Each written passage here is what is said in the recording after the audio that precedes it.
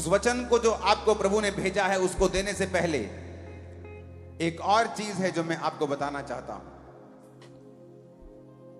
मत्ती 8 उसकी 16 आयत में लिखा है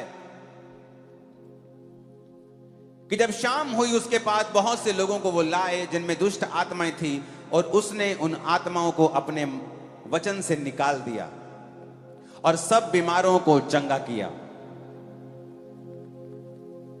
And when the evening came, they brought unto him many that were possessed with devils, and he cast out the spirits with his word and healed all that were sick. चंगा का इस यूनानी भाषा में बाइबल ओरिजिनल लिखी गई थी, जिसमें जिस शब्द को प्रयोग किया गया है वो है थेरेपियो, ग्रीक भाषा का 2323वां शब्द। एंड ही थेरेपियो ऑल,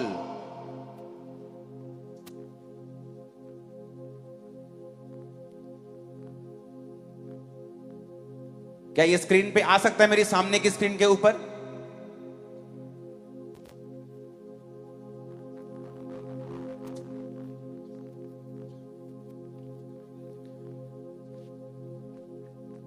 लिखा है 2323 में ही थेरेपियो ऑल। इसका मतलब पता क्या है? जो थेरेपी शब्द है वो इसी शब्द से निकला है। थेरेपी में होता है कि जब आप थेरेपी लेने जाते हैं तो डॉक्टर बोलता है अच्छा गर्दन को हिलाओ, अब ऐसे करो, अब टांग हिलाओ, अब हाथ हिलाओ, अब झुको, अब ऐसे ऐसे करो। थेरेपी वर्ड निकला है जीसस क्राइस्ट की हीलिंग से। He therapy you all that were sick. जब आप थेरेपी लेने जाते हैं तो सिर्फ डॉक्टर का काम नहीं होता, थेरेपी लेने वाले का भी कुछ काम होता है। डॉक्टर बोलता है भैन जी आ वाली बांह ऐ करके हुन ऐनू करो, ते भैन जी कर दी ते फिर कहंदी आराम है मैनू, 3 दिन च कहंदी मैनू आराम है। क्यों? थेरेपी लई उन्हें। Jesus therapy you all that were sick, Jesus ने हील किया उनको जो बीमार थे। थेरेपी शब्द इसी शब्द से निकला है, क्योंकि यूनानी भाषा का जो ओरिजिनल बाइबल छपी है जिसमें यूनानी भाषा में, उसी भाषा से दुनिया की बहुत से वर्ड्स लिए गए हैं। तो बाइबल कहती है कि जब जीसस ने उनको थेरेपियो किया, मतलब जब यीशु मसीह सूखे हाथ वाले व्यक्ति के पास गए तो जीसस ने कहा अपना हाथ बढ़ा, और लिखा जब सूखे हाथ वाला व्यक्ति अपना हाथ बढ़ाने लगा उसका हाथ सीधा हो गया।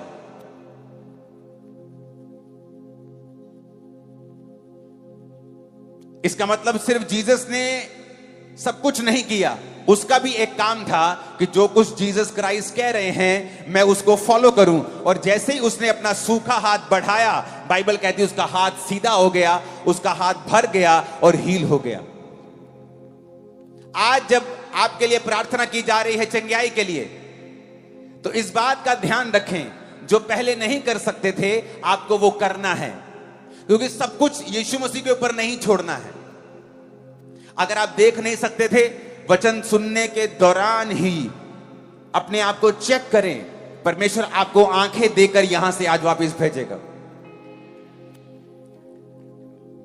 अगर आप सुन नहीं सकते, एक कान से बहरे हैं, 2 कान से बहरे हैं, आज मैं आपको यीशु मसीह की प्रेजेंस से बोल रहा हूं, जैसे ही आप ये वचन सुन रहे होंगे, चाहे आपको थोड़ा सुनाई दे रहा है या बिल्कुल सुनाई नहीं दे रहा, अगर आपको बिल्कुल सुनाई नहीं दे रहा है तो जो कोई आपके साथ आया है आपको इशारे से समझाए कि जब मैं वचन बता रहा हूं तो ये एक्सपेक्ट करे और कानों पे हाथ रख के सुनना शुरू करे। और आज वचन सुनते सुनते ही परमेश्वर की आत्मा मुझसे कह रही है बहरे चंगे हो जाएंगे और उनके कान खुल जाएंगे। लेकिन आपको भी थेरेपी का जो रूल है उसे फॉलो करना है। आप व्हील चेयर पे हैं और वचन सुन रहे हैं, और वचन सुनते सुनते आपको लग रहा है कि हाँ समथिंग इज हैपनिंग, कुछ मेरी बॉडी में हो रहा है, कुछ मेरी हड्डी में कुछ गर्माहट हो रही है। ए लड़के बैठ जा, मेरी टांग में कुछ गर्माहट हो रही है, मेरे लीवर में कुछ, पेट में मुझे कुछ गर्म लग रहा है। आप कुछ खा नहीं सकते हो बहुत दिनों से। इस मीटिंग के खत्म होने के बाद वो खाएं जो नहीं खा सकते थे। इस मीटिंग के सुनते सुनते अगर आप नहीं देख सकते तो देखना शुरू करें, आपकी आंखें साफ होनी शुरू हो जाएंगी। आप बहरे हैं एक कान से, ये एक लड़का है और एक लड़की है, और एक व्यक्ति है दोनों कानों से बहरा है। जब आप वचन सुन रहे हैं, आप दोनों कानों से बहरे, वो भी हील हो रहा है। जो एक एक कान के बहरे हैं वो भी हील हो रहे हैं, और परमेश्वर आपके कानों को ओपन कर रहा है वचन को सुनते सुनते ही। आप व्हील चेयर पे हैं, शिकंजों के सहारे हैं, छड़ियों के सहारे हैं, क्योंकि जीसस क्राइस्ट की प्रेजेंस यहां पे मौजूद है। मैं भी आपकी तरह उसका एक बिलीवर हूं, उसका एक विश्वासी हूं। मेरे पास आपके जैसे दो हाथ एक मुंह है, मैं भी आपकी तरह एक मनुष्य हूं। लेकिन परमेश्वर का आत्मा जो यहां मौजूद है आपको चंगा करने के लिए, वो आपके बीच में खड़ा है, वहां जहां आप हैं। अगर आप विश्वास को बढ़ाएं और जीसस की बात को फॉलो करें। उस सूखे हाथ वाले व्यक्ति ने नहीं कहा, प्रभु यीशु मसीह तेरे पास पावर है, तू आके मेरा हाथ पकड़ देना तो कर देना सीधा, मुझे क्यों कह रहा है तू। लेकिन बाइबल कहती है उसने जीसस क्राइस्ट की बातों को फॉलो किया।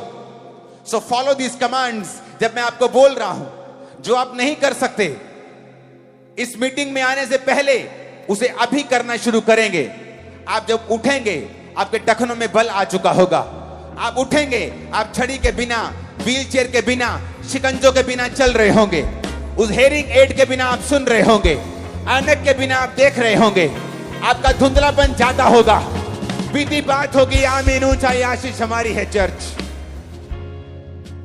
जब इस वचन को आप सुन रहे होंगे, आपके गर्भ को परमेश्वर क्लीन कर रहा है। मैं ये बड़े आराम से सुन पा रहा हूं अपने आत्मिक कानों से। वो आपके यूट्रस को क्लीन कर रहा है, वो आपकी बॉडी को क्लीन कर रहा है। आप जो वचन सुन रहे हैं, परमेश्वर का आत्मा आपको छू रहा है, क्योंकि उसकी वो प्रेजेंस जो 2000 साल पहले लोगों को चंगा करती थी, वो आज भी हमारे बीच में मौजूद है। आपके गले के ट्यूमर्स गायब हो रहे हैं, आपके पेट के ट्यूमर्स गायब हो रहे हैं, आपके ब्रेस्ट के, चेस्ट के, नाक के रसौलियां गायब हो रही हैं। इस वचन को सुनते सुनते ही आप हील होंगे। जैसे हम वचन को पूरा कर चुकेंगे, आप गवाही देने के लिए यहां पे होंगे, क्योंकि परमेश्वर का आत्मा आपको छू रहा है राइट नाउ। एक महान काम करने के लिए परमेश्वर ने हमें बुलाया है, ग्रेट वर्क के लिए बुलाया है। आप में से बहुत से लोग सोच रहे होंगे कि पास्टर जी आपको बुलाया है, हमें नहीं, क्योंकि मैं तो एक छोटी सी जॉब करता हूं, मैं तो किसी के घर में काम करती हूं। आपको बुलाया होगा, मुझे नहीं। ग्रेट लाइफ आपकी है। लेकिन एक गुड न्यूज मैं आपको देना चाहता हूं। अगर इस गुड न्यूज को आप फॉलो कर लें, तो परमेश्वर किसी का भी पक्षपात नहीं करता है। एक घर में एक भाई बहुत अमीर हो जाता है, स्टार बन जाता है, और दूसरा भाई ऑर्डिनरी जीवन जीता है। उसके बाप को जाकर पूछो कि क्या आप ये चाहते हैं कि आपका एक बच्चा बहुत ही कामयाब हो और दूसरा बच्चा संघर्ष करे? वो कहेगा नहीं, मैं नहीं चाहता हूं। उसी तरह परमेश्वर भी नहीं चाहता है कि उसका एक विश्वासी संघर्ष करे और दूसरा विश्वासी बड़ा कामयाब हो। आज हम सब विश्वासी हैं, एक्चुअल में हम सभी विश्वासी हैं। मैं भी एक विश्वासी हूं, आप भी एक विश्वासी हैं। हमारी सबकी बुलाहट अलग है। मेरी प्रेरिताई की बुलाहट है, आपकी बुलाहट अलग है, पास्टरल बुलाहट अलग है, प्रोफेटिक बुलाहट अलग है। हर एक की बुलाहट अलग है, लेकिन एक्चुअल में हम सभी विश्वासी हैं और परमेश्वर के दास हैं। तो परमेश्वर ने आपको भी वैसे ही बुलाया है जैसा उसने उसको बुलाया है जो कामयाब हो चुका है।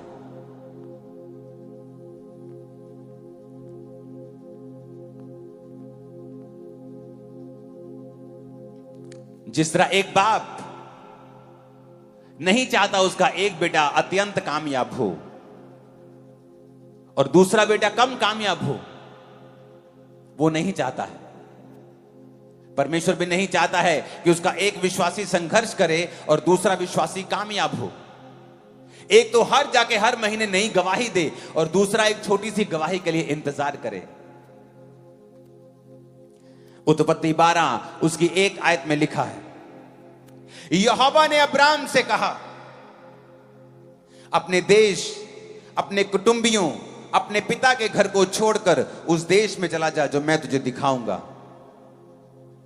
मैं तुझसे एक बड़ी जाति बनाऊंगा, मैं तुझे आशीष दूंगा, तेरा नाम महान करूंगा, तू आशीष का मूल होगा। जो तुझे आशीर्वाद दें उन्हें मैं आशीष दूंगा, जो तुझे कोसें मैं उन्हें श्राप दूंगा। भूमंडल के सारे कुल तेरे द्वारा आशीष पाएंगे। जब अब्राहम को यह बुलाहट मिली वो 75 साल का था। जब परमेश्वर ने आदम को बनाया था तो उसकी उम्र पता नहीं कितने हजार साल थी, पर वो पाप कर बैठा और उसकी उम्र को परमेश्वर ने थोड़ा कर दिया और वो 1000 साल से कम जिया। कोई 930 साल, कोई 969 साल, सबसे ज्यादा जीने वाला मतुशले हनोक अगर आप देखेंगे तो कोई 950 साल, कोई 930 साल। लेकिन बाइबल कहती इंसान पाप करता गया और परमेश्वर उनकी उम्र को कम करता गया। फिर परमेश्वर ने नूह के समय में कहा अब इसकी उम्र मैं कम कर दूंगा और 120 वर्ष की कर दूंगा। और फिर धीरे धीरे इंसान की उम्र कम होने लगी। फिर वो 700 साल जीने लगा, फिर 600 साल जीने लगा, फिर 500, फिर 400। अब्राहम 200 साल के कम जिया क्योंकि उस समय उम्र कम होती रही थी। उस समय 75 साल भी बहुत बड़ी उम्र होती थी कि जब 75 साल का आदमी होता था तो वो एक तरह का बुढ़ापे में प्रवेश कर रहा होता था। एक बूढ़ा आदमी जो 75 साल का है और उसकी पत्नी जो बांझ है, और अब्राहम उस देश से आता था जहां के लोग पैरों की लकीरों को देखकर भविष्य बताते थे और अलग अलग तरह की मूर्तियों से वो वार्तालाप करते, उनको पूजा करते थे। और परमेश्वर ने कहा अब्राम अपने देश, कुटुंबी, अपने पिता के घर को छोड़ के आजा, मैं तुझसे एक बड़ी जाति बनाऊंगा।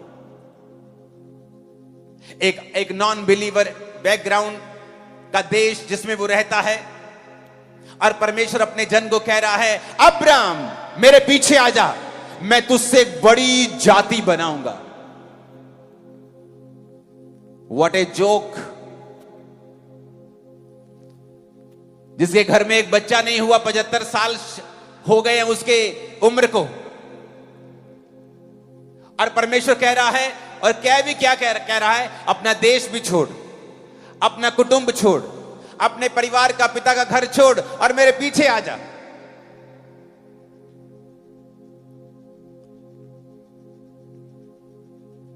और मैं तुझसे एक बड़ी जाति बनाऊंगा।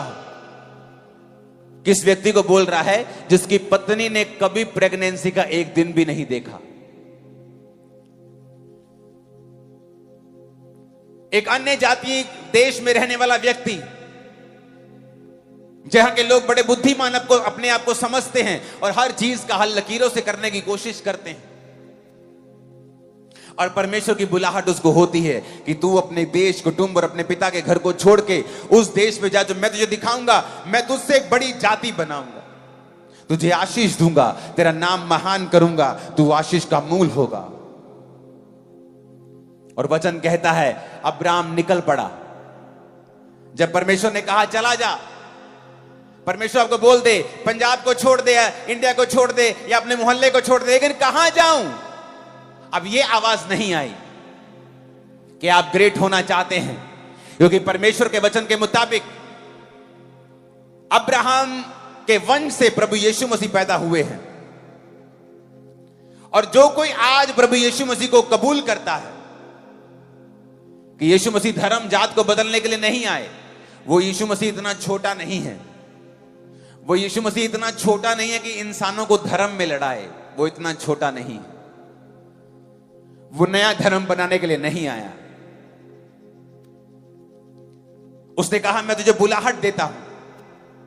अगर यीशु मसीह को आप कबूल करते हैं, अपना उद्धार करता, अपने पापों को मानकर यीशु मसीह को अपनाते हैं, तो टेक्निकली आप अब्राहम के वंश से हो जाते हैं। और वही आशीष जो परमेश्वर ने अब्राहम को कही थी कि मैं तुझसे एक बड़ी जाति बनाऊंगा, मैं तेरा नाम महान करूंगा, तू ग्रेट होगा, तू आशीष का मूल होगा, राजा तेरे पास आया करेंगे।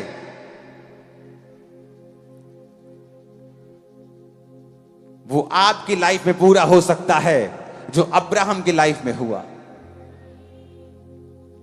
हो सकता है आज अब्राहम की तरह आप भी किसी कमी में हो और आपकी उम्र बहुत बड़ी हो गई हो और कोई आशीष ना हो।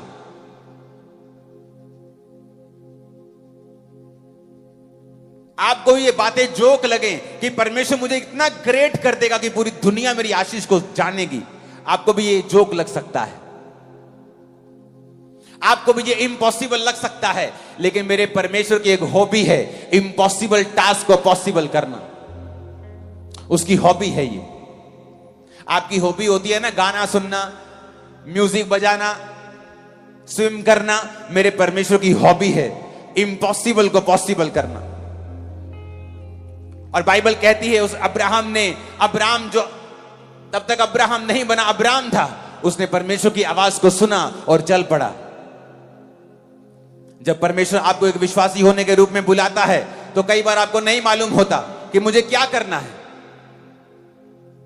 बस इतना मालूम होता है कि पास्टर ने कहा है कि गलत संगति नहीं करनी है, अब वचन पढ़ना है, अब परमेश्वर के घर आना है, बुरे दोस्तों को छोड़ देना है।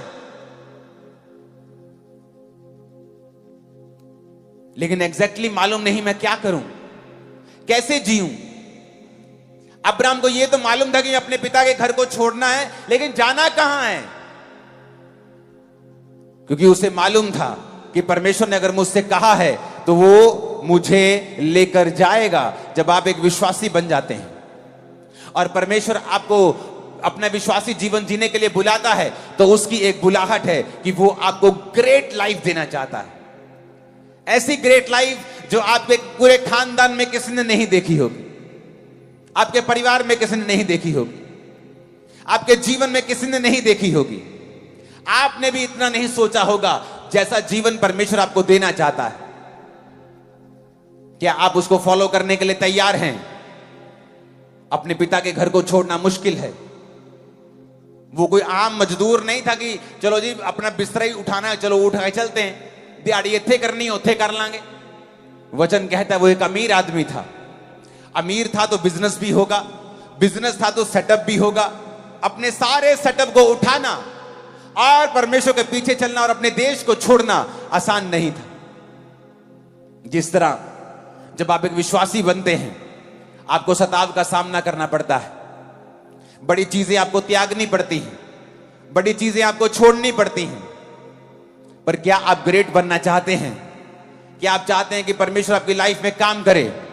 क्या आप चाहते हैं कि वो भी आपको इतना महान करे जैसा आपको बुलाया गया है अब्राहम की तरह महान होने के लिए? तो आपको उसकी आवाज सुननी पड़ेगी। अब्राहम बहस कर सकता था कि प्रभु तू ग्रेट कहीं भी बना सकता है, तू तो खुदा है, तेरे लिए क्या मुश्किल है? इसी देश में मुझे महान बना दो, नाले मेरी गवाही दे मैनू ऐसे देश लोगों को पता चले तो मेरी जिंदगी से काम किया। कई बार परमेश्वर से बहसते हैं, परमेश्वर मुझे दोस्तों को छोड़ने की जरूरत क्यों है? मैं क्यों रिश्तेदारों को छोड़ूं? जो मेरे लोग जो यीशु मसीह को नहीं मानते हैं, मुझे उनसे अलग मत कर। लेकिन परमेश्वर उसको ग्रेट नहीं बना सकता था। कई बार आप परमेश्वर की आवाज को सुन नहीं पाते हैं जब बहुत से नॉन बिलीवर्स दोस्त आपकी लाइफ में होते हैं। बहुत सी ऐसी चीजें जो बिब्लिकल नहीं हैं जब आपकी जिंदगी में होती हैं, परमेश्वर आपकी लाइफ में काम नहीं कर पाते हैं। जब कुम्हार घड़ा बनाता है तो वो मिट्टी से, उस मिट्टी को जो ग्राउंड में थी वो भी ग्राउंड की मिट्टी, पर अगर उसे घड़ा बनाना है, अलग बनाना है, तो उसे ग्राउंड से अलग करना पड़ता है। उसमें से वट्टे निकालने पड़ते हैं, अशुद्धियां निकालनी पड़ती हैं, घास फूस निकालना पड़ता है। जैसे जब परमेश्वर आपको दुनिया से अलग कर लेता है, फिर वो आपके अंदर से कमियां निकालता है। बेटा ये नहीं करना, ये नहीं करना, नशा नहीं करना है, ये नहीं खाना, ये नहीं पीना, वहां नहीं जाना। फिर वो आपको बैप्टाइज करता है। जिस तरह कुम्हार उस पानी के साथ मिट्टी को बैप्टाइज करता है, उसे बपतिस्मा देता है। फिर वो मिट्टी को गीला करके उसे मशीन पे रखता है और ठोकर मारता है बाहर से और अंदर से सहारा देता है। उसी तरह परमेश्वर आपकी लाइफ में करता है। एक तरफ से आपको परीक्षाएं देता है ताकि आपकी शेप आ सके, और दूसरी तरफ से आपको अंदर से सहारा दे के रखता है। कोई परीक्षा ऐसी नहीं होगी जो सहने से बाहर होगी।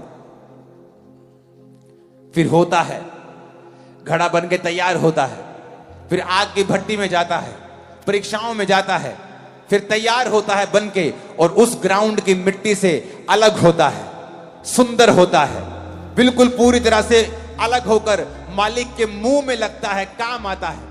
आप ग्राउंड की मिट्टी को मुंह में नहीं रख सकते, लेकिन अपने घड़े को मुंह से लगाते हो। क्यों? क्योंकि वो तैयार हो चुका है। उसी तरह से जब आप परमेश्वर के हाथों में आते हैं, वो आपको तैयार करता है। तैयार होने के लिए आपको ग्राउंड की मिट्टी से अलग होना पड़ेगा। आपको दुनियावी उन चीजों से अलग होना पड़ेगा जो वचन में लिखी हैं कि हमें उनके साथ कोई मैच नहीं है। आप उन लोगों की संगति करके जो नशे में रहते हैं, आप परमेश्वर की योजना को पूरा नहीं कर सकते। जो हर वक्त लड़कियां छेड़ने के लिए नुक्करों में खड़े रहते हैं, आप उनके साथ बैठकर परमेश्वर की योजना की हिस्सा नहीं बन सकते, आप महान नहीं बन सकते। परमेश्वर कहता मैं तुझे महान करूंगा, अलग हो जा, आशीष का तो मूल होगा। आप नहीं जानते परमेश्वर ने आपको कितनी बड़ी बुलाहट के लिए बुलाया है, कितने बड़े तरीके के साथ वो आपको महान बनाना चाहता है, कैसी जिंदगी वो आपको देना चाहता है फ्यूचर में, आप सोच भी नहीं सकते। लेकिन आपको उसे फॉलो करना पड़ेगा, आपको पूरे मन से उसको फॉलो करना पड़ेगा, अपना सब कुछ छोड़ के उसके पीछे चलना पड़ेगा। आपको आत्मा की बातों की ओर ध्यान देना पड़ेगा। जो संसार कहता है, शैतान कहता है, विरोधी कहते हैं, अपना मन उनसे अलग करना पड़ेगा।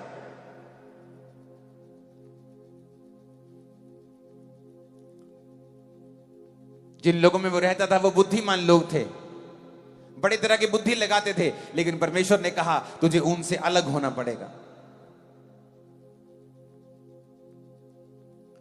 बाइबल कहती है अब्राहम के साथ लूत भी चला। अब्राहम लूत को लेके गया, अपने भाई के बेटे को साथ ले गया, लेकिन परमेश्वर ने उसे साथ ले जाने के लिए नहीं बोला था। कई बार आप गलत स्टेप लेते हैं और परमेश्वर को कुछ नहीं कहता, और धीरे धीरे आपको खुद प्रैक्टिकली मालूम होता है कि you took A wrong step, आपने गलत स्टेप ले लिया है। फिर उन दोनों में झगड़ा होने लगा उनके चरवाहों में, तो अब्राहम ने लूत को अलग किया। जैसे ही लूत को अलग किया, परमेश्वर ने कहा अब्राहम आई लव यू, चारों ओर देख अपने आसपास की भूमि को, जो तू देख रहा है मैं तुझे और तेरे वंश को दे दूंगा। आपको लगता है कई बार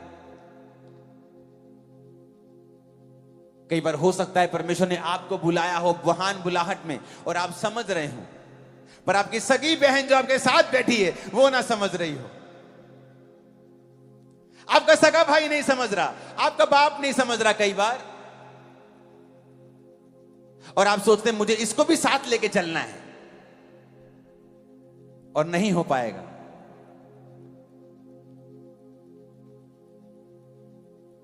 जब लूत अलग हुआ, परमेश्वर ने कहा देख अब ये सारी जमीन जो तू देख रहा है मैं तुझे और तेरे वंश को दे दूंगा।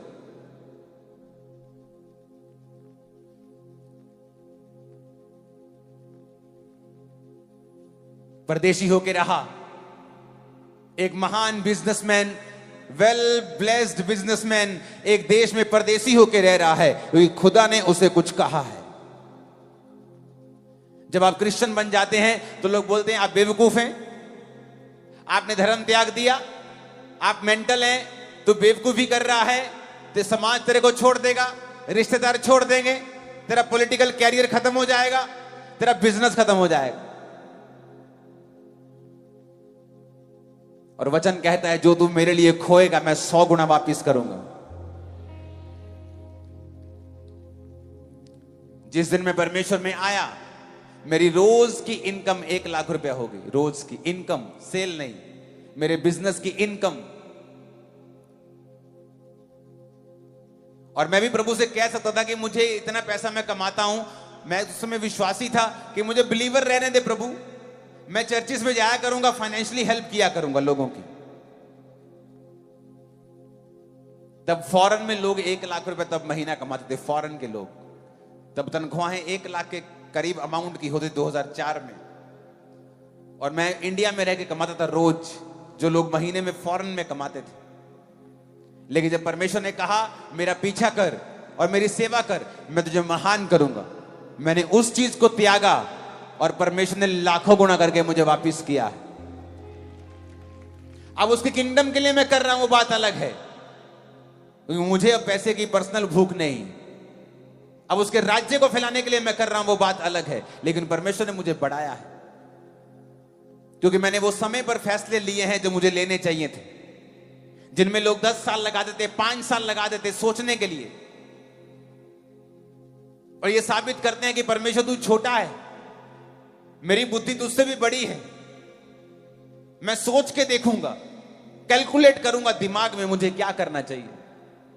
शेम, ये शेम है, ये शर्म की बात है, क्योंकि परमेश्वर आपको जानता है, वो आपका फ्यूचर देख सकता है, वो जानता है आपको कहां लेके जाना है और कैसे लेके जाना है। उसके तरीके दुनिया के तरीकों से अलग हैं। जब आप जीसस क्राइस्ट को फॉलो करें, पूरे मन से उसको फॉलो करें, पूरी तरह से पवित्रताई में उसको फॉलो करें,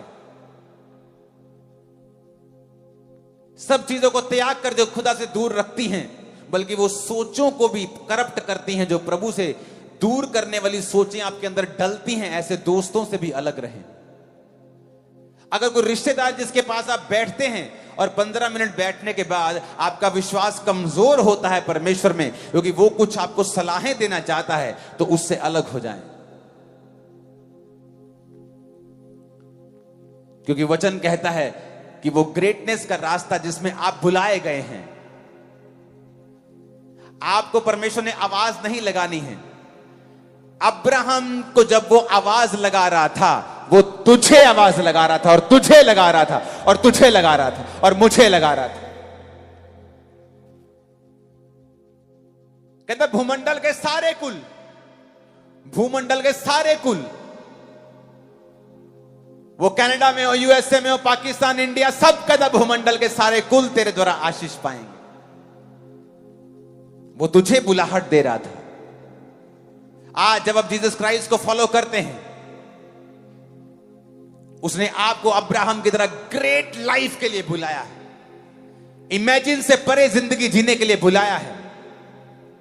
जब आप उसको फॉलो करने लगते हैं, आप उसमें सिद्ध होने लगते हैं।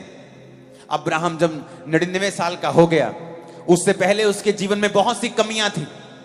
बाइबल कहती है उसके देश में जब अकाल पड़ा, वो मिस्र में गया और उसने अपनी पत्नी को बोला, ये मिस्री लोग मुझे मार के तुझे अपनी पत्नी बना लेंगे, तू झूठ बोल देना वहां पे तो तू मेरी पत्नी नहीं है।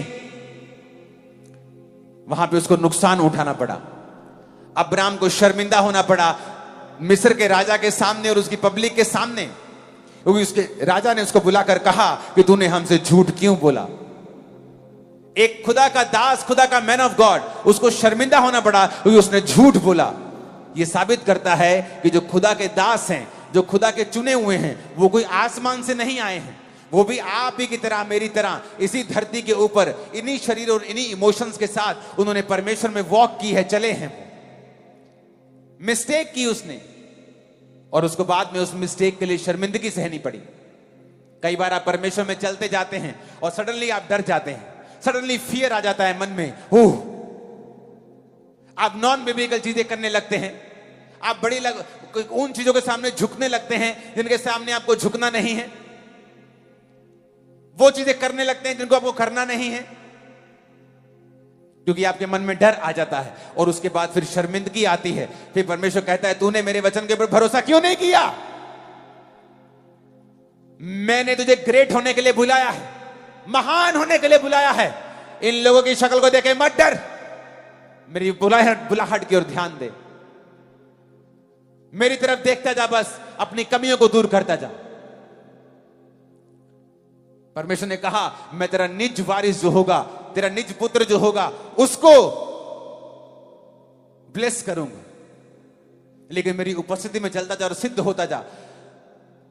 बुलाहट के 24 साल पूरे होने के बाद परमेश्वर अब्राहम को फिर दर्शन देते हैं और बोलते हैं, अब्राहम मेरे बेटे, आई लव यू। हर बार परमेश्वर कहता है आई लव यू, लेकिन बंदा कहता है परमेश्वर लव यू तो ठीक है, लेकिन मेरी जिंदगी कब चेंज होगी? पास्टर भी बोलता है गॉड लव्स यू, तू भी कहता है आई लव यू, लेकिन लाइफ बदलेगी कब ये बता। परमेश्वर ने कहा अब्राहम, अब तेरा नाम अब्राहम होगा, तो बहुत सी जातियों का पिता होगा। तेरी वाइफ का नाम सारे नहीं सारा होगा, क्योंकि वो बहुत अनेकों राजकुमारों की माता होगी। अब्राहम बोलता था परमेश्वर बस कर, अब बस कर, कितना बोलेगा तू, अब कितना वचन देगा मेरे को? कुछ किया तो है नहीं, बातें होती जा रही। लेकिन बाइबल कहती है अब्राहम ने विश्वास किया कि हां मुझ में कमियां हैं, मुझे तेरी उपस्थिति में चलना है और सिद्ध होना है।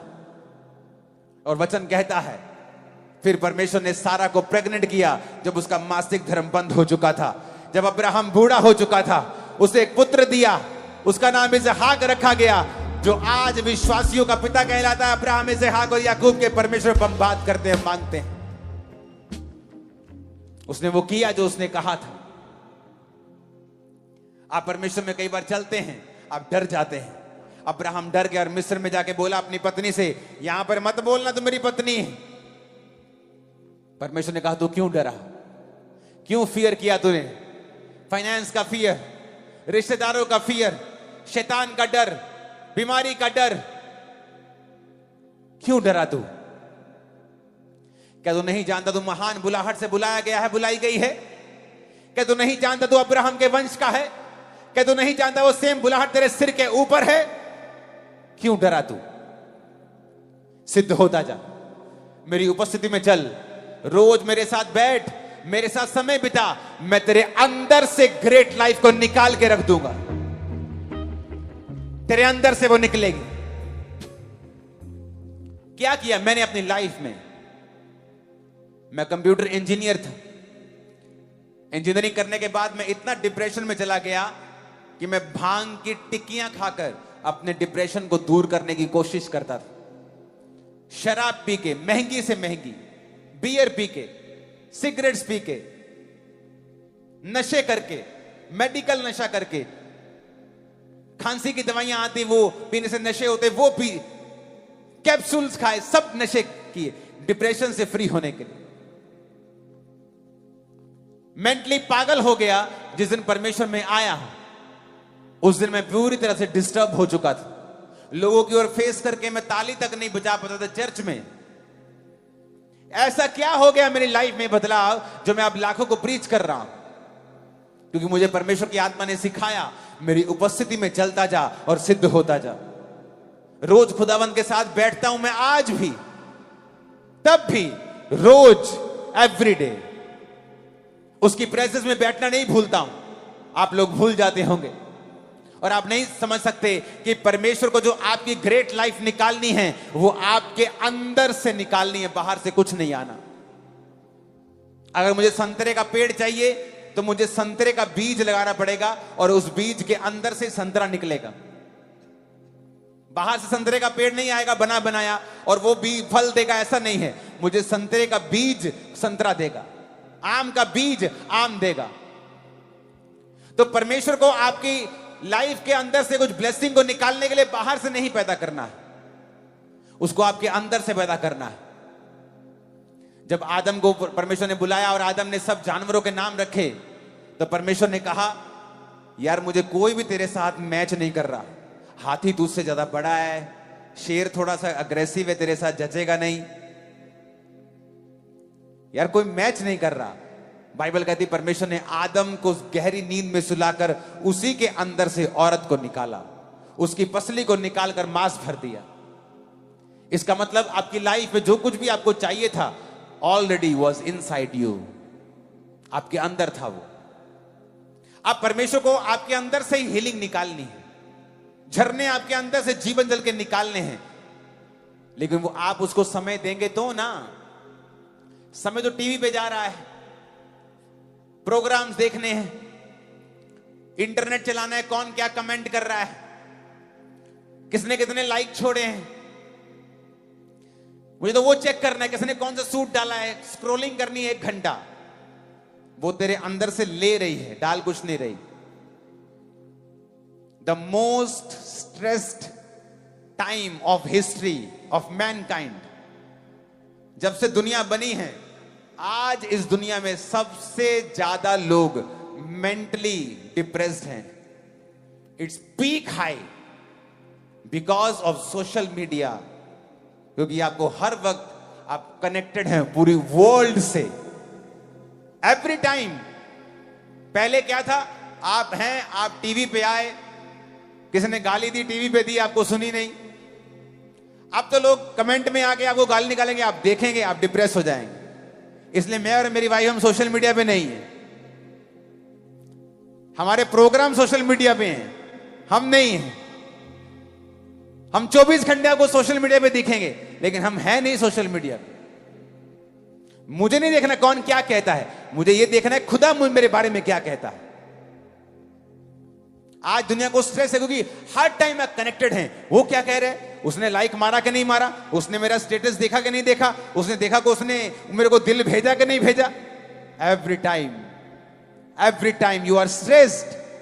लेकिन जैसे ही आप परमेश्वर की प्रेजेंस में बैठते हैं और आप समझ जाते हैं कि मेरे अंदर से परमेश्वर ने कहा था कि मैं जीवन जल के झरनों को बहा दूंगा, आओ उसकी प्रेजेंस में बैठें और खुदा से कहें, मुझे बना परमेश्वर ग्रेट जो तूने कहा था। एवरी डे 21 साल से मैं रोज कर रहा हूं, 21 years रोज खुदाबंद के प्रेजेंस में बैठता हूं। मुझे पता है मेरी महानता बाहर से नहीं आएगी, बाहर के सोर्स से नहीं आएगी। इतना बड़ा चर्च परमेश्वर ने खड़ा किया। इस संडे 25,000 चेयर थी चर्च में, और तब भी लोग सारे नीचे, ऐसा लगता है कि 80% लोग नीचे बैठे। कारण प्रेजेंस में बैठना रोज। उसने कहा मैं तुझे ग्रेट करूंगा। अगर तू पास्टर है, you will be a great pastor. तू अपोस्टल है, you will be a great apostle. तू डॉक्टर है, तू इंजीनियर है, तू बिजनेसमैन है, you will be a great businessman and a great believer too. तू महान विश्वासी और महान काम करेगा। लेकिन उस महानता को निकालने के लिए मुझे रोज उसके पास बैठना पड़ेगा। फोन त्याग के, टीवी त्याग के उसके पास बैठना पड़ेगा कि परमेश्वर, ये बुलाहट मेरी थी और आप लेट कर रहे हैं उसको। आपने घर में फोन लाए, सिम लाए, और आपने फोन रख दिया और सिम रख दिया। आपने ना फोन ऑन किया ना सिम ऑन किया। आपकी बात नहीं होगी किसी से। वही हाल लोगों का है, अपनी बुलाहट को साइड पे रखा हुआ है और टीवी ऑन किया हुआ है। कई घरों में तो उनकी ड्योढ़ी में, लॉबी में 20 आवर टीवी चलता है, 10 घंटे टीवी चलता है रोज। कभी कोई मोहल्लों में टीवी, कोई ना कोई खड़े रहे टीवी के आगे, कोई बच्चा खड़ा है, कभी भाभी खड़ी है, कभी पुआ खड़ी है, कभी दादी खड़े। अच्छा उनकी है, अच्छा एक सूट पे मेहर मार गया एवरी टाइम। और आप भूल गए कि आप क्रिश्चियन हैं, आपको परमेश्वर की प्रेजेंस में बैठना है। परमेश्वर आपके अंदर से ग्रेट लाइफ को निकाल देंगे। फिर वो लाइफ जो परमेश्वर आपको देना चाहता है, आप जीना शुरू करेंगे। आपको फॉर्मूला समझ आ जाएगा। ओके, ये फॉर्मूला है।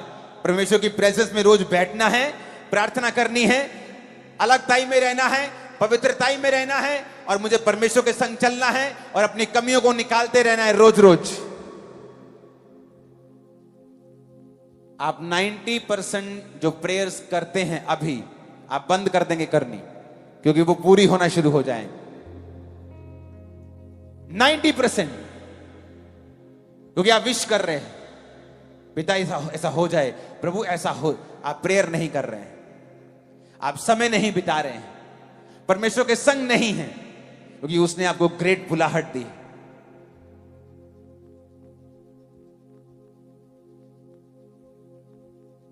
आपको डरना नहीं है। अब्राहम डरा और शर्मिंदा हुआ। आपको पेशेंस भी रखना है कि 24 साल बाद भी परमेश्वर कह रहा है, बेटे सिद्ध हो जा। ठीक है प्रभु। और वचन कहता है कि 24 साल बाद उसे यकीन हो गया था कि अब मेरा बेटा नहीं होगा, तब भी वो खुदा के साथ वफादार था। आपको 2 साल पता लग जाएगी आपको हीलिंग नहीं होगी, आप चर्च जाना बंद कर देते हैं, आप फास्टिंग बंद कर देते हैं।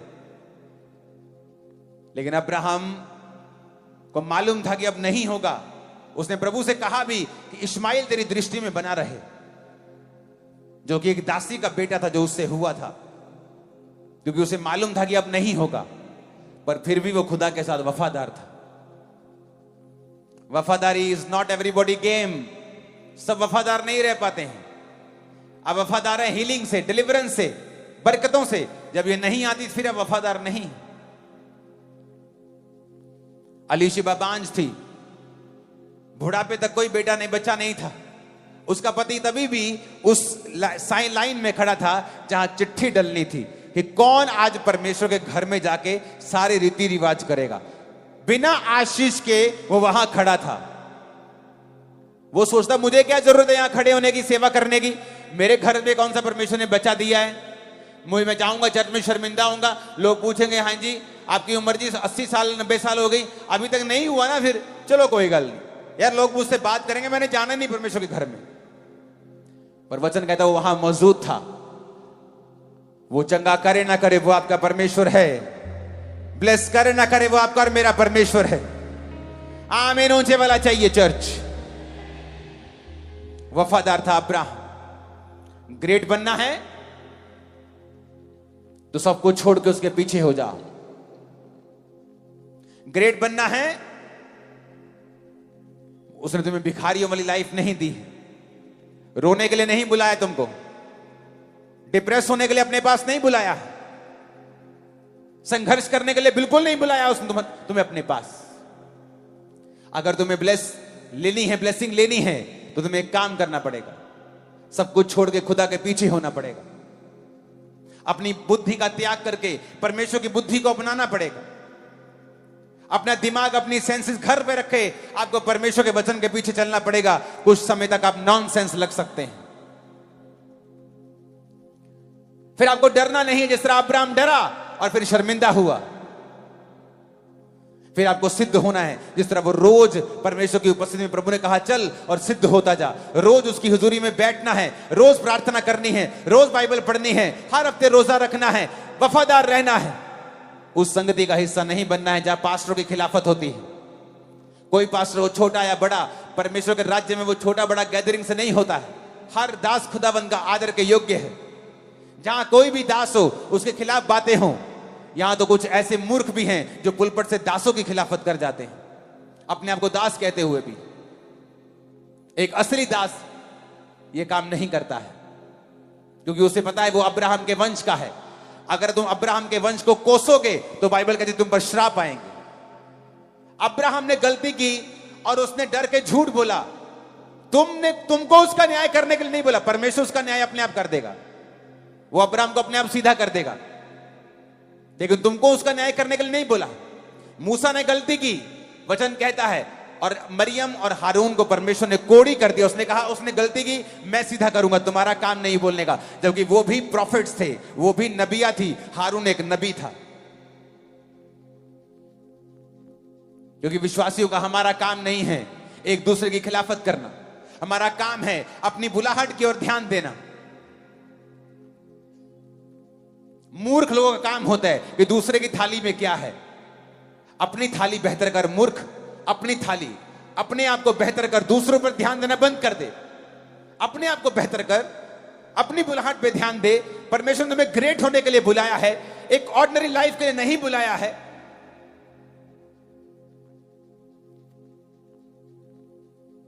जब आप ऐसी बातों को करना शुरू कर देंगे, आप नोटिस करेंगे आपकी लाइफ में चेंज आना शुरू हो चुका है। नोटिसेबल चेंज, नोटिस होगा चेंज। आपको मालूम होगा कि फाइनेंस में, मेरे बिजनेस में, मेरी जॉब में कुछ फर्क है, मेरी फैमिली में फर्क है, मेरे माइंड में, मेरी स्पिरिट में फर्क है। वो फर्क नहीं है, वो शुरुआत है। वो मुट्ठी भर बादल है, जल्दी काली घटाओं में बदल जाएगा इन जीसस नेम। आमीन। साथ चाहिए और बड़े चाहिए चर्च।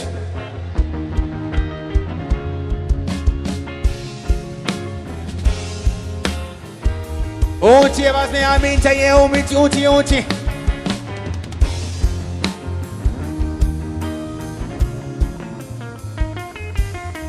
Hallelujah, hallelujah. आप ग्रेट होना चाहते हैं, it is possible. That's good news for you. आपके लिए एक खुशखबरी है, आप बन सकते हैं। आप बुलाए गए हैं स्टेप्स फॉलो करने हैं। अलग हो जाना है उस सब चीज से जो आपको जोड़ी रखती है पुरानी जिंदगी के साथ।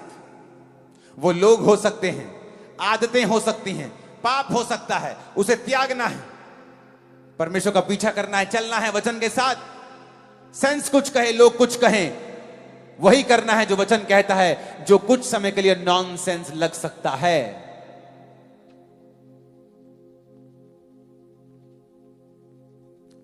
अब्राहम को बहुत दिमाग लगाना यार, तू अपना इतना बड़ा बिजनेस है तेरा, इतना बड़ा सेटअप है तेरा, सरकारों में तेरा सेट है, यहां सेट है, सब सेट है, बिजनेस छोड़ के कहां जा रहा है तू?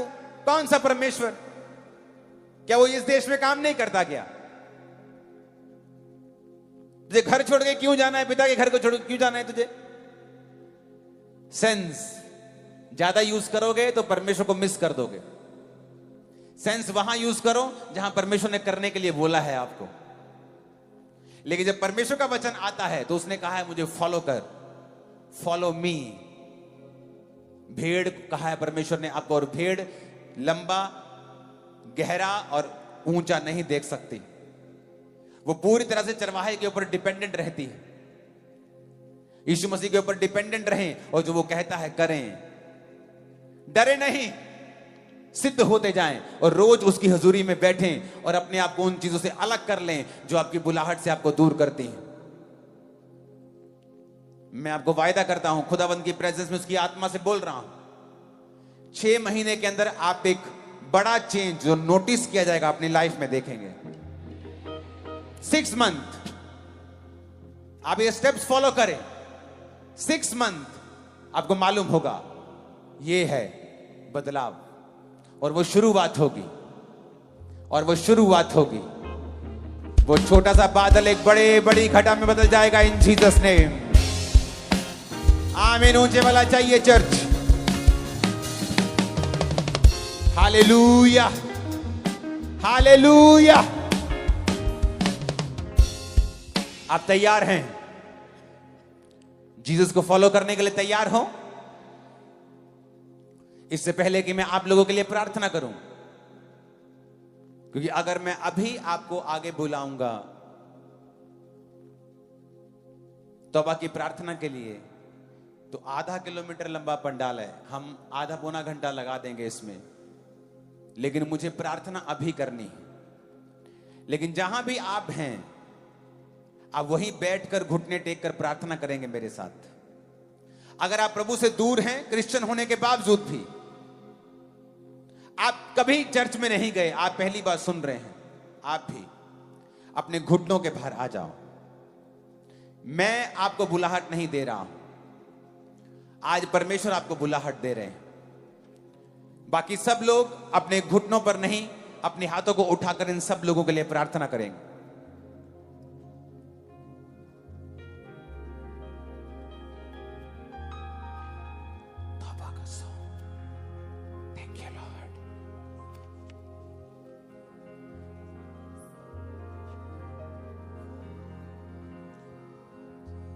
याद रखो, ये बुलाहट कोई धर्म का अगुवा आपको नहीं दे रहा है। यीशु मसीह किसी धर्म से नहीं, वो गोरों का खुदा नहीं है, वो एशिया में पैदा हुए हैं। मैं इंग्लैंड में गया और एक गोरा मेरा दोस्त है, कहता मेरे फादर मदर जीसस के बारे में नहीं जानते, और लोग सोचते हैं कि गोरे सब क्रिश्चियन हैं। गोरे भी हमारी तरह रिसीव कर रहे हैं आज, जिस तरह हमने किया है। तो जीसस गोरों का खुदा नहीं है, वो उसका है जो उसे मानता है। आप किसी भी धर्म, किसी भी जाति के हों, इस समय अपने घुटनों पे आ जाएं जो जीसस क्राइस्ट को अपना जीवन देना चाहते हैं। और इस प्रार्थना को करने के बाद मैं हीलिंग के लिए दोबारा प्रार्थना करूंगा। और इस मीटिंग के समाप्त होते ही जिन्होंने आज तौबा की है, चाहे वो क्रिश्चियन हो, नॉन क्रिश्चियंस हो, वो लोग आगे आ जाएंगे इस खाली जगह के ऊपर और मैं आपके लिए प्रार्थना करूंगा और आपकी प्रेयर रिक्वेस्ट को लूंगा। और जो प्रेयर रिक्वेस्ट आप लिख कर देंगे उसके लिए हम 7 हफ्ते प्रार्थना करेंगे लगातार। तो जो लोग आज तौबा कर रहे हैं वो वापस नहीं जाएंगे। मीटिंग खत्म होने में इमीडिएटली आप आगे आ जाएंगे और टीम आप जल्दी से कमांड संभाल लेंगे। मीटिंग खत्म होने के बाद टाइम वेस्ट नहीं करेंगे और लोगों को आगे बुलाकर उनकी प्रेयर रिक्वेस्ट को लेंगे ताकि परमेश्वर का आत्मा उन्हें छुए। एक और चीज परमेश्वर ने मुझसे कहा है, ये चीज कि आप लोगों के ऊपर ले हैंड करना है। याद रखो, खामरा चर्च में ले हैंड का कभी कोई आपको पैसा नहीं देना है। हर सर्विस, चेयर से फ्रंट पे बैठने से लेके, ले हैंड प्रेयर से लेके, अनॉइंटिंग ऑयल से लेके, रहना खाना पीना सब फ्री होता है। अगले 2 दिन बाद संडे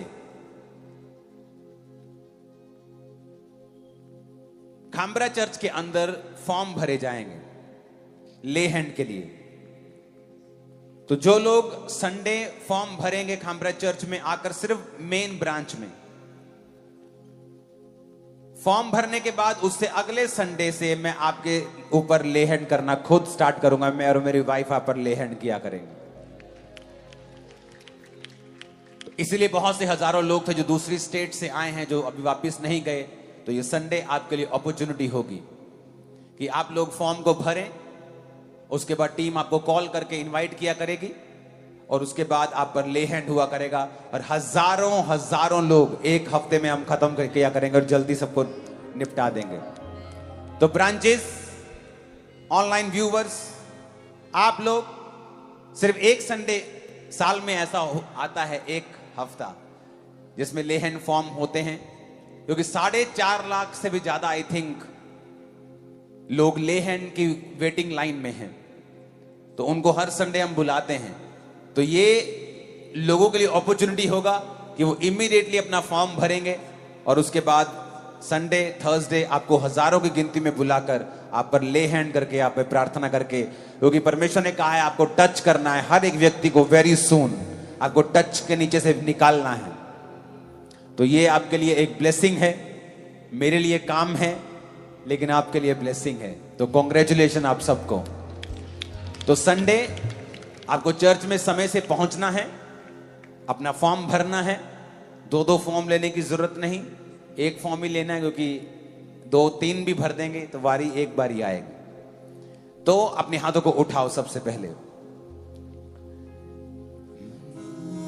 माफ करेगा तेरी सारी सजा, बोलो हालेलुया,